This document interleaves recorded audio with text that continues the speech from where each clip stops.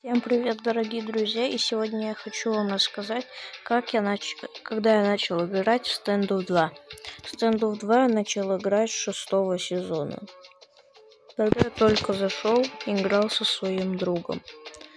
Я тогда еще не было голды. Потом в 7-м сезоне я начал получше играть. От Сильвера 3, но бронзу 3. В 8-м тоже на 3-ю бронзу в союзниках соревновательных. В 9-м на Сильвера 4.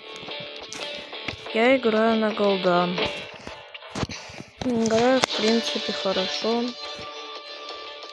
И надеюсь, что выиграю в конкурсе от Standoff 2. Надеюсь, что хотя бы 3-е место или на 2000 голды. Или 2000 голды заработаю. И на этом все.